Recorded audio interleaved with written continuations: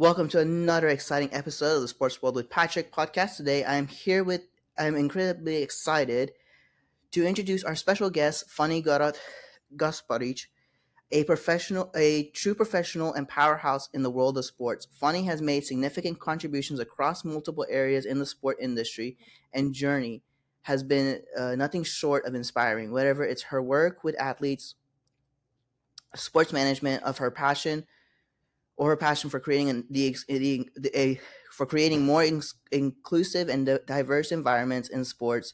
Funny continues to break barriers and set new standards. Funny, it's an honor to have you on the podcast today. First of all, I do have this question for you. So, how did you sort of first get involved in the sport itself, and what initially sparked your passion for it? Hi. So first of all, thank you for having me in your podcast. And yeah, I was 7 years old when I started to play hockey, but everything kind of started a little earlier. When I was 3 years old, we started to go in winter with my father and my mother, so with my family, to just skate. There was an open ice rink in Budapest, my hometown.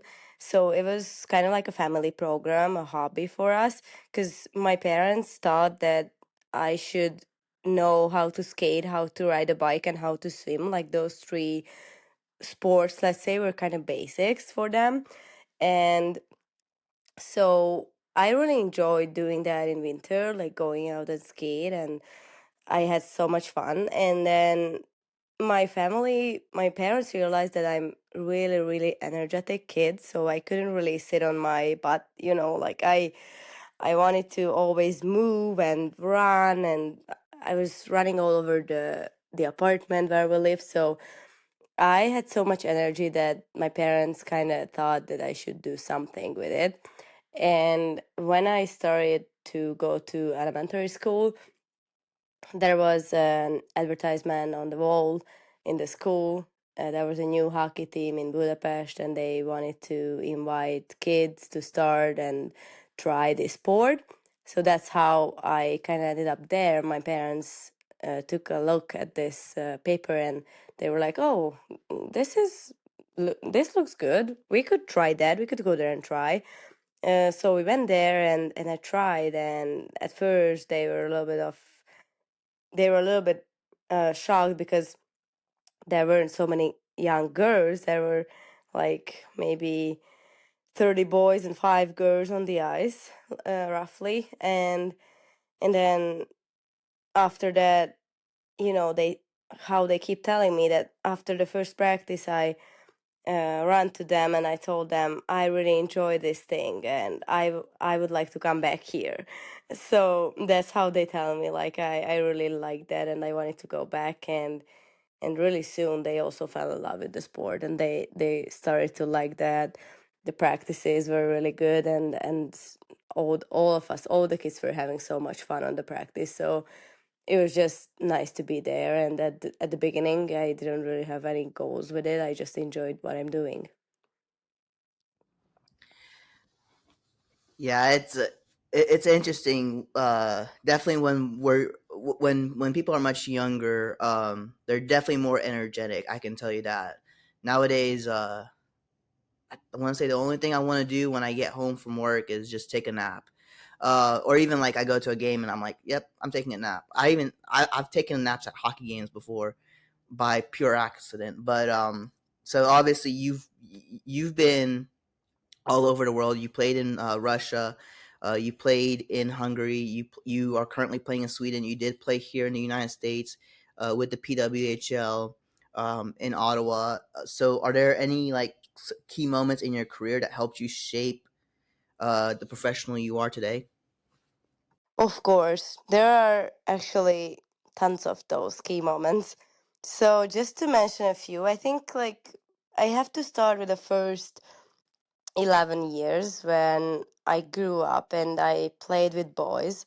That's how it all started. I played in a boys team, and until I grew up, until I turned 18, I played with boys, and that helped me a lot to be who I am today, because growing up we always had to do the same things, and on the practice off ice and on ice as well, what as the boys that did. So I think that helped me a lot. And I also think that being a pro helped me a lot, obviously, throughout the years. But just like turning a pro, um, it kind of changed everything. So after my career in Hungary, after I turned 18 and I actually graduated from high school, I got an opportunity to play professional ice hockey in Russia. So that's how I kind of switched from playing with boys to playing only with girls, so in a professional women's team. And so those 5 years in Russia made a huge impact on my hockey career. Those 5 years kind of were the years where I realized what kind of a player am I, and what are my biggest strengths on the ice and off the ice, and how can I be a leader, and all those things. I kind of started to learn about myself a lot, and my coaches and everyone there helped me a lot with that. And yeah, after that I moved back to Hungary, and I played there because I started to study and the University of Technology and Economics in Budapest. So those years also obviously made an impact, because I had to do sport and studies at the same time again. But this time university, which wasn't that easy, but I managed. So after that I had another opportunity to play abroad. So I moved to the US. I played in the PHF, and then after that I played in Sweden, and then, as you said, in PWHL Ottawa, and I'm back to Sweden. So I feel like every year spent abroad and in those different countries made a huge impact on me. And just like knowing and learning about different cultures and different hockey cultures, and meeting different people, and seeing how people play hockey all around the world, it's something I cannot even describe with words, how grateful I am for experiencing that. I mean, and of course, you've had a pretty long career now. So in terms of mentors or role models, who had the most significant impact on your career and how? Well, that's a tough one, because I feel like I didn't really have that one role model throughout my life. And so, like, when I was a kid, obviously I don't know, I didn't really have that role model type of thing. But then, where I played in Budapest Stars, we had a men's team when I was, I think, around the age of 14, 15. We had a men's team, and I used to go to the men's games, and I had a few players there who I watched and liked how they played. And when I moved to Russia, obviously I went to lots of KHL games, and I liked few players there. And for example, Ilya Kovalchuk, I really liked his style of play. And then obviously, like, Alexander Ovechkin, I also liked. So I got to know about famous hockey players from all around the world. And from women's side, I didn't really, to be honest with you, I wasn't really following women's hockey until I turned around, like, I don't know, 16 years old, when I kind of realized that we had this national team program with Team Hungary. And then I realized that, oh my God, we can go to international tournaments and we can play against different countries there. And okay, who are the top countries in the world? And then I started to get involved with that a little bit. And then in Russia, I had teammates like Olga Sosina, who is a really great player, and I was fortunate to play with her 3 years. So I learned from her too. And then obviously, I knew of Hillary Knight and Mari Firpulen, so those icons from US and Canada. and by now I'm fortunate to say that I played against both of them, and I played in the same league as them. They played, so yeah, and on the international stage, we played against the top teams in the world. So by now, yeah, I'm just looking back, and just like when I'm saying this, I think back how big of a ride was that. And then, obviously, like you mentioned, you did when you moved back to Budapest, you did have to, or you went to go study, and so not many people see it where the two sides of what athletes have to deal with, where they have to work on their studies, but also sort of keep up with their conditioning and all that. So how do you balance the demands of your personal life with your personal passion and interest in the sport? Well, I think that's something what was always part of my life ever since I started to play hockey. My parents always had big expectations on me, so I always had to be good at school and get good grades because they knew that I'm capable of doing that. And so I only could go to practice if I got everything done at school. And like I always had to have that balance.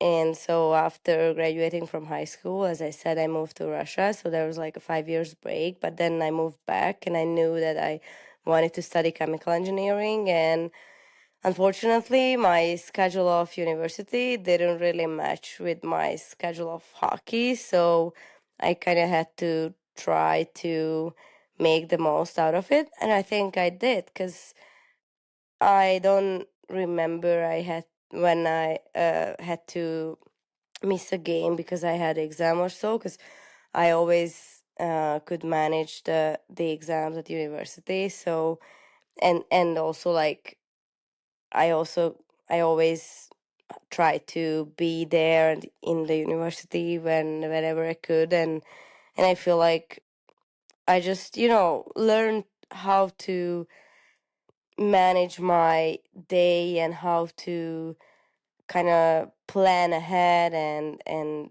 use my time and be just effective and productive kind of all the time.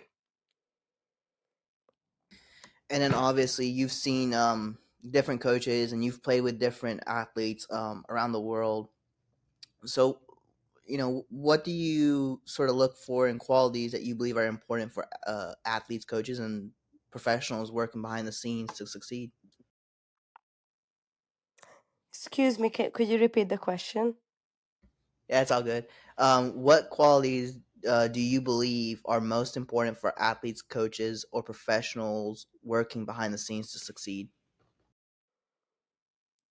Well, I think a coach has to be a true leader, and a coach has to have respect and background, and has to earn the respect. And I think I'm fortunate to say that I worked with coaches, with a few coaches who really had that and really made a huge impact on my life. So I'm really grateful for that. And I'm not sure what do you mean, like working behind the scenes. So can you be a little more specific about that? Just sort of like the people, like the physical therapists and all of them. Oh, okay. Okay, so yeah, obviously, like I think it's really important that athletes and pro athletes are recovered, and they have those resources. So I think a physical therapist is really important and can play a huge role. And I think it's important that players can turn to therapists and trust them, that if ever I tell a problem, they will help me right away, and they will try to get me in touch with a doctor and stuff like that. So I think obviously, like as you're a pro and as you like, I didn't want to say you age, but like obviously we are not getting younger. So But it's also important for the younger players. Like, you have to learn how to take care of your body and how to recover, and when you have back-to-back games, how to stretch, and what to do to be the best in your best shape on the next game. Also, I think nutrition is really important because we also learn how to eat and what to take and what extra vitamins and like food supplements can you take. And at the same time, like, I feel like so many people are working in the background, especially in a pro team. For example, last year in the PWHL, we had so many staff members and workers all around our team, and the team only can succeed if everybody does their work and everybody is a piece of the big puzzle.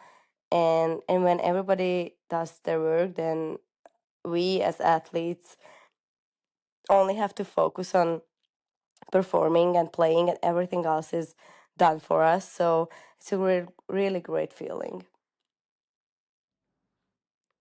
And then obviously, as you mentioned, when you were much younger, you had to play with the boys in Hungary. So as as a woman in sports, because I know there are very few leagues at the moment that have for kids growing up, that have just purely a women's league for, or even a women's team to play. Um, what challenges have you faced that others might not be aware of, and how have you overcome them?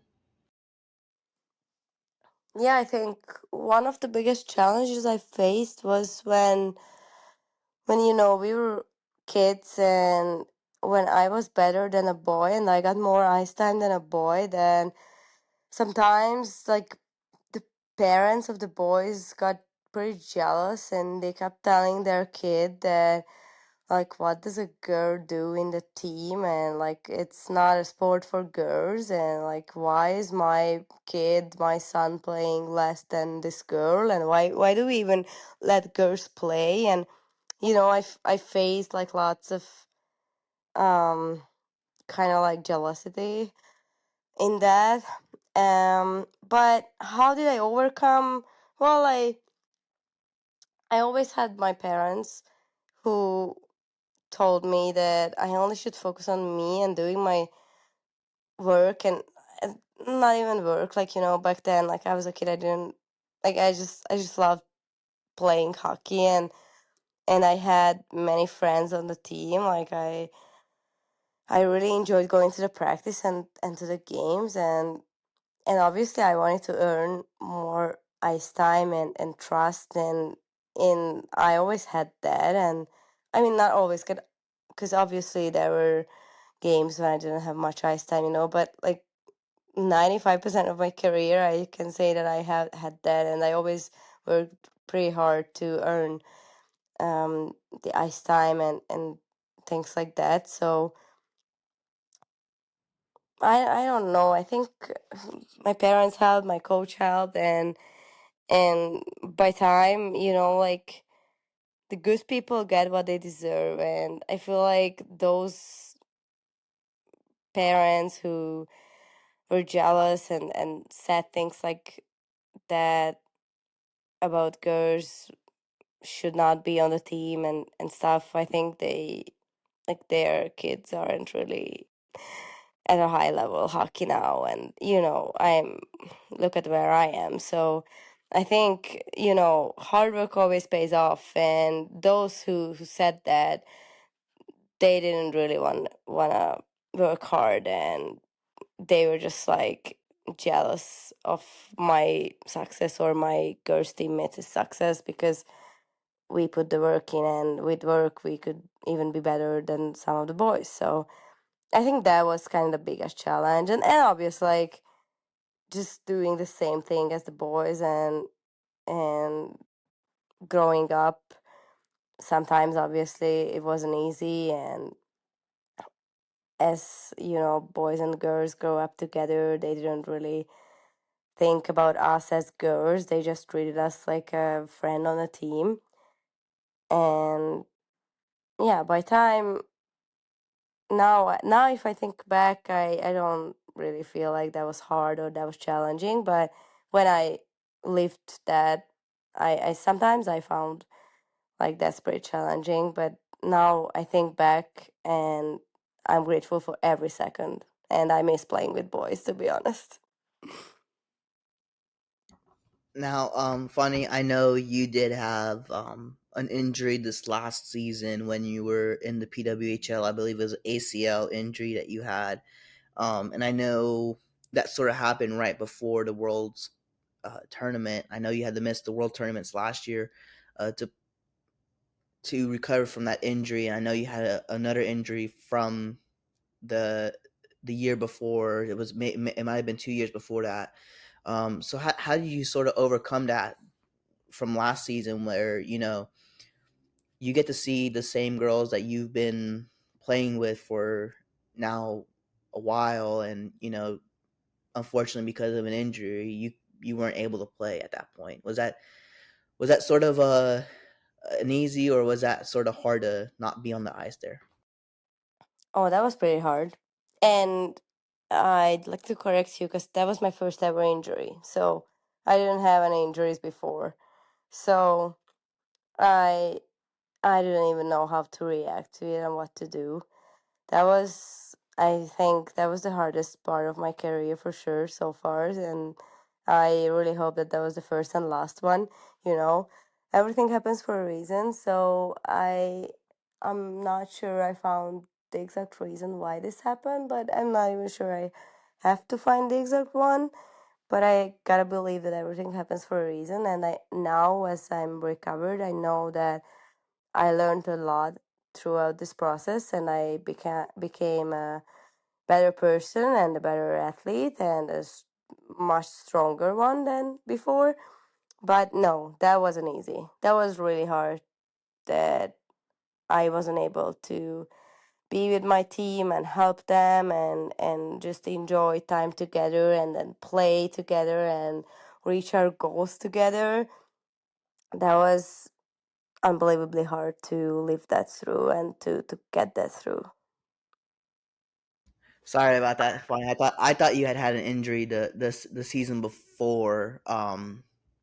But I do also have this question: since you've had a long career in hockey, what has been, in your opinion, the most rewarding part of your career? Uh, I had a few of those too. Well, um, I think one of the most rewarding part is that in 2019 we won the Division 1A World Championships in Budapest, and that was a pretty hard season for me. And I think I personally performed pretty good there, and my whole team performed amazing there, and we won and we qualified to the top division first in our history. So that was a huge moment, and we played that in the ice rink where I grew up. So that was really really special. And in the last game, my whole family was there, and it was amazing to share that moment with them. And obviously, like being able to play in the APO World Championships was a big reward.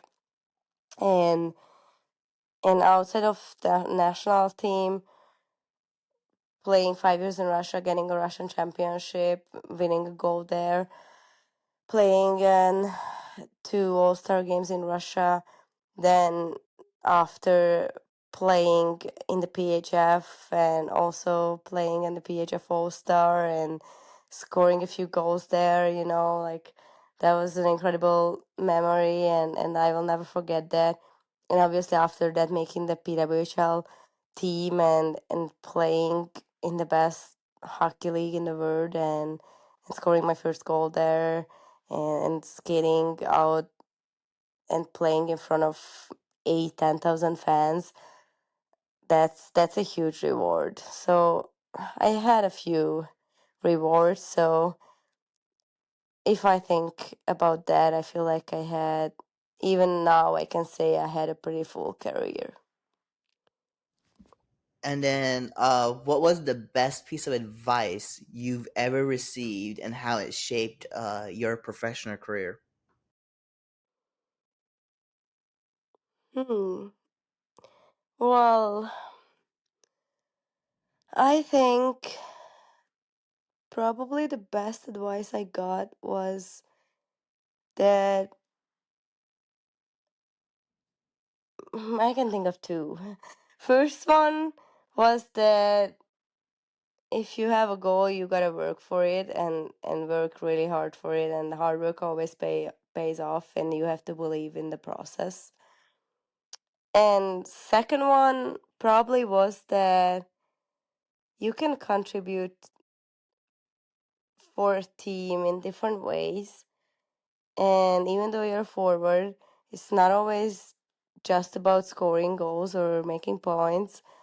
And even if you didn't do that, you still can be a great player, and you still can make a huge impact, and you shouldn't just judge your performance on that.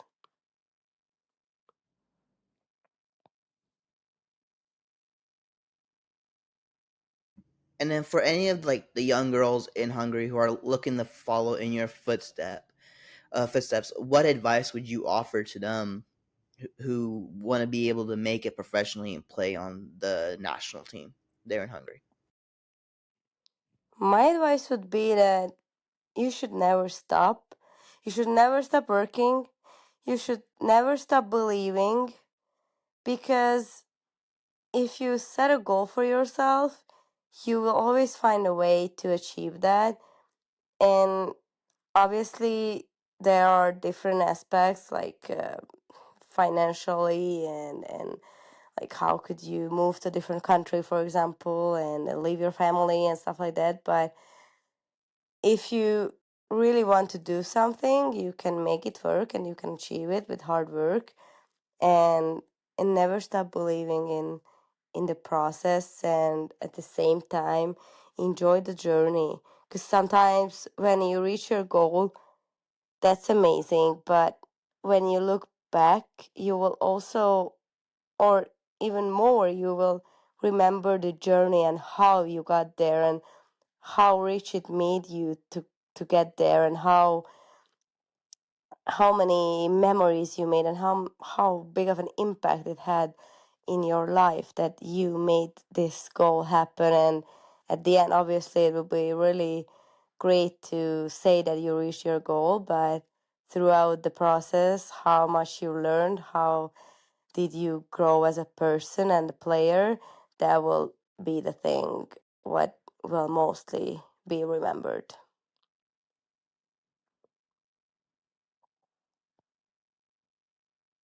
And then I'm going to ask you some really fun questions here before we finish up the English part of this.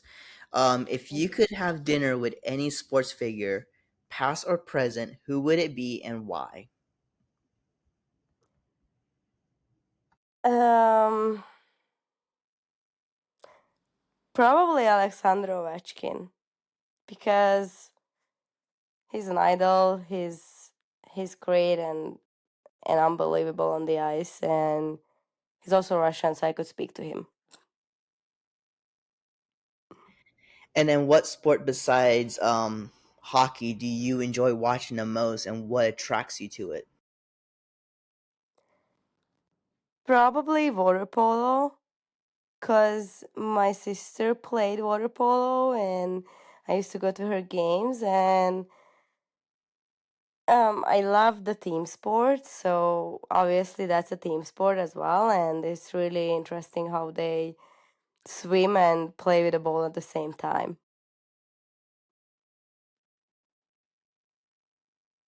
And then, do you have any superstitions, before games or even on the day of the game day that you sort of follow routinely?